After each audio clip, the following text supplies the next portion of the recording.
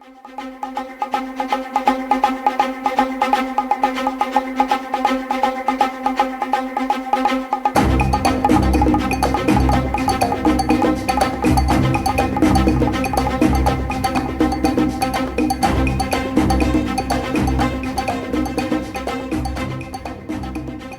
and welcome to the Risk Talks. My name is Evgueni Ivantsov, and a great pleasure for me today to have my guest, who is Rainer Fuchsluger, who is Managing Director of Wolters Kluwer Asia Pacific. Rainer, very nice to see you, and thank you for coming to the Risk Talks. Happy New Year, Evgeny. It's great to be here. Happy New Year to you. And my first question is related to the new year. We just started new year, and I would like to ask you, what is your outlook on the ESG for 2022? Great. Yeah, I think for many firms, 2021 marked the year that the ESG, the environmental, social, and governance issues really stormed onto their radar.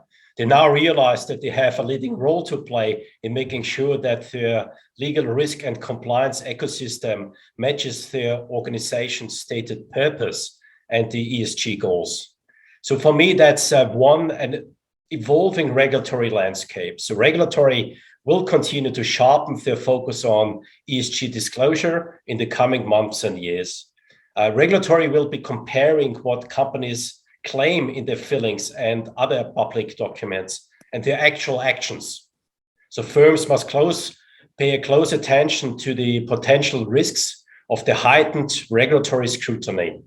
Especially the CFOs and the CROs offices are, I think, perfectly positioned to guide the organizations through the new landscape. And the second one is around the rising shareholder activism, right? So these regulatory and shareholder trends have really profound effects for our financial markets. And ESG has progressed from a kind of a ribbon cutting into a ritual.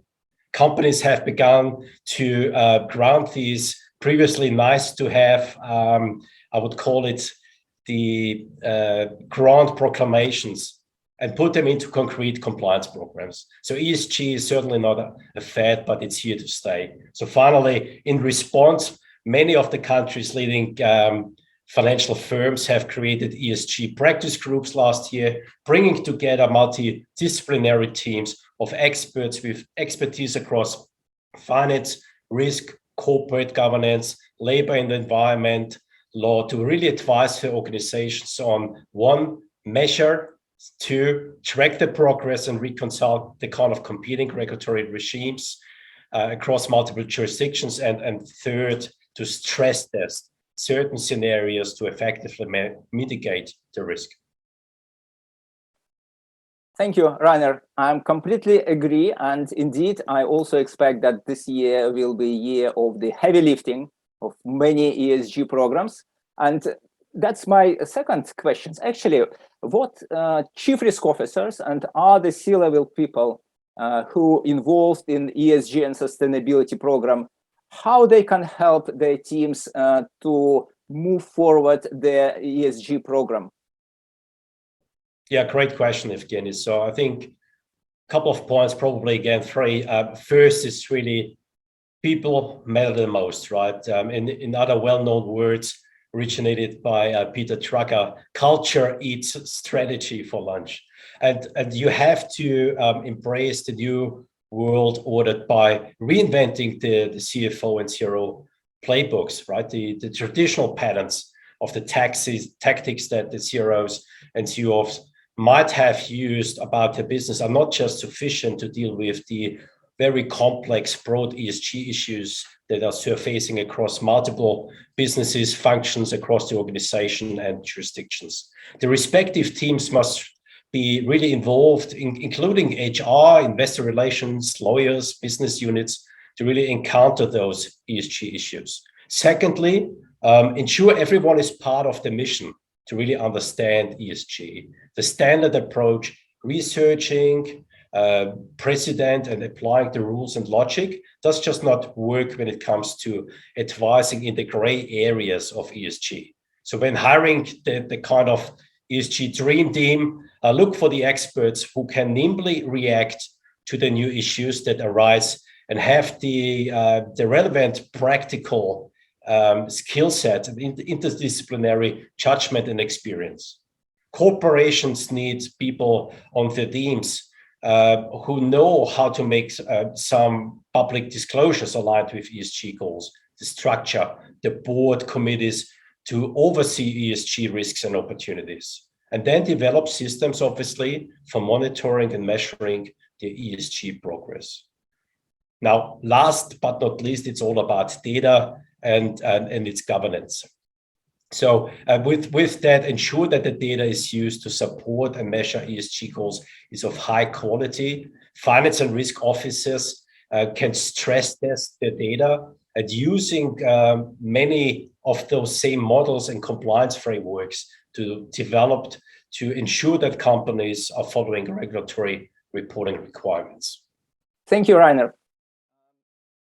You talk about a lot of work that needs to be done. And one of the hot area I would like to talk about is ESG reporting.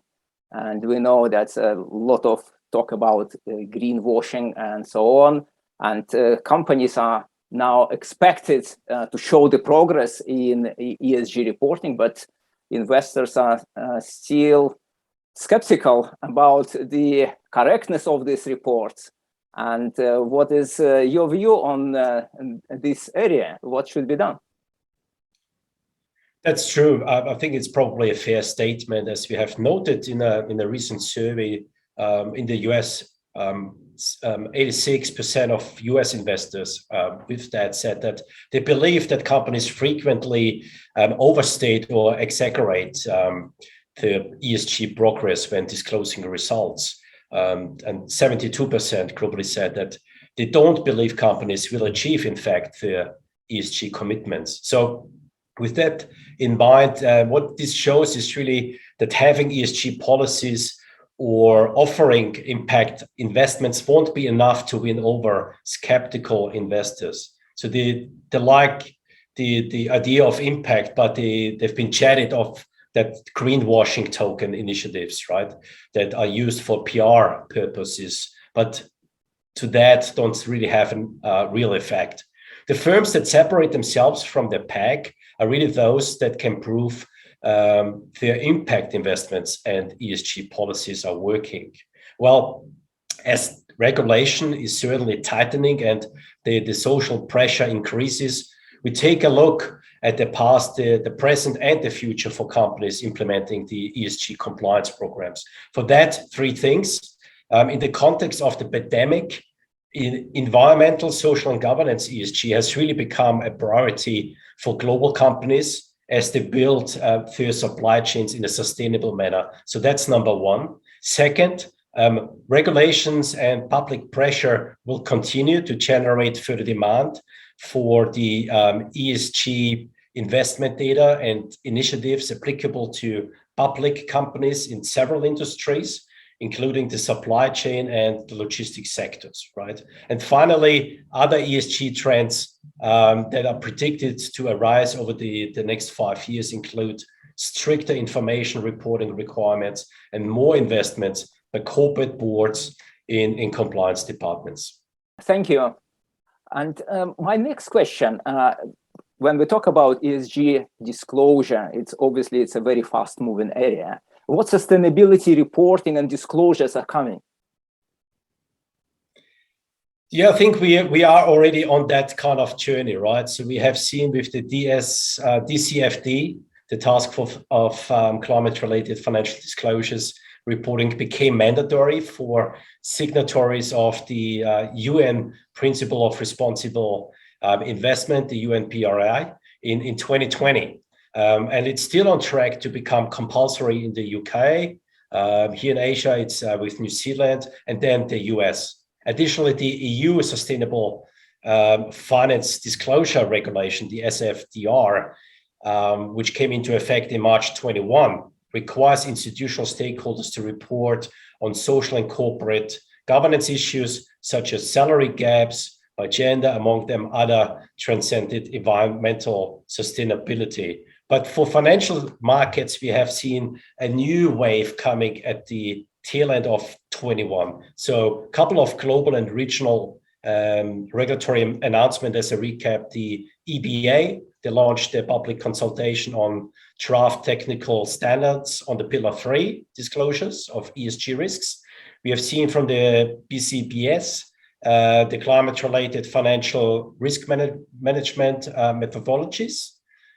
We have seen regulatory bodies in Asia Pacific, from APRA in Australia, the draft CPG, the 229 climate finance financial risk, and HKMA in December. They have published a pilot climate risk stress test, the CRST results.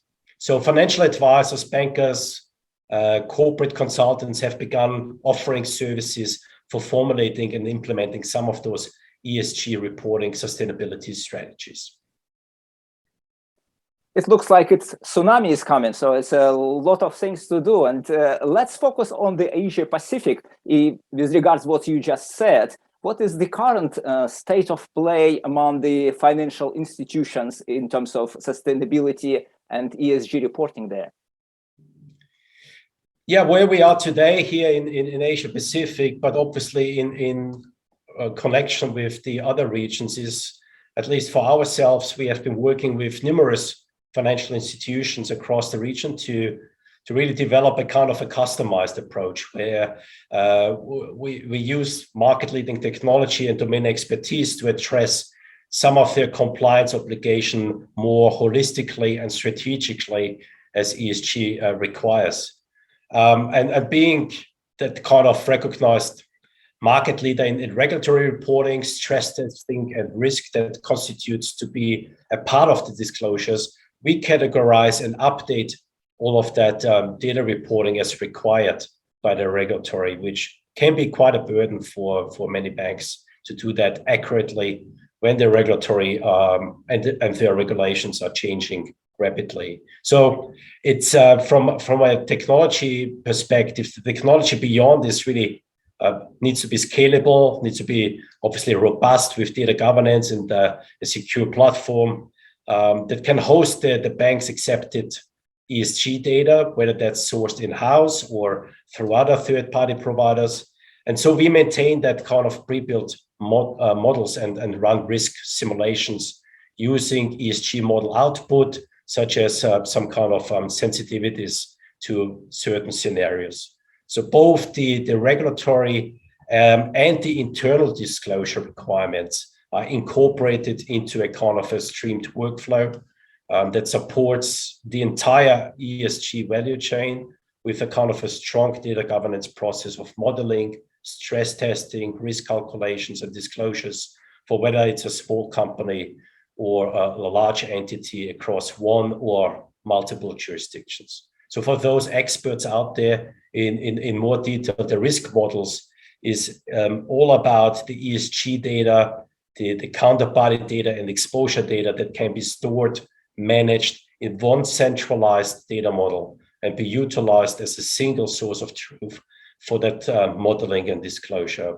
The second one is the models and outputs and sensitivities can be hosted in a kind of a risk calculator to simulate various kind of NPVs and losses among the different scenarios. And the third one is then the simulated risk result will be considered in the same platform for analysis and disclosures purposes. So look, if you want to engage further, obviously feel free to reach out. But in mutual spirit, I would just close off in saying, let's make tomorrow better together. Thank you very much. It was a great pleasure to talk to you. Thank you, Evgueni, and great having me on the show. Thank you.